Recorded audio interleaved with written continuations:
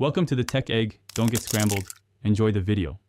You start by powering down and unplugging the PC, then ground yourself to avoid static damage. Once done, open the case and identify the M2 slot and screw. Motherboards use key M or B+M, so verify compatibility. Now check the drive length against the standoff, 2230, 2242, 2260, or 2280, and move the standoff if needed. This gets you straight to installation without delay. Because a correct standoff and the right slot, you should insert the M2 module at a shallow angle, about 20 to 30 degrees, so the gold fingers fully engage the connector.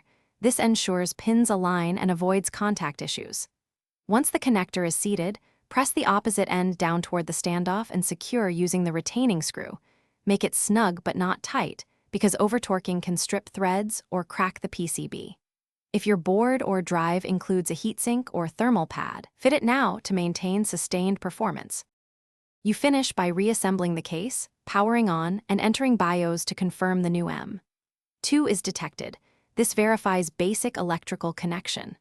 Once seen, boot into your OS installer or disk manager to initialize, partition, and format the drive so the system can use it. If the drive is missing, power down and reseat it, verify the standoff and screw are correct, and update BIOS or firmware. This single troubleshooting tip fixes most detection issues and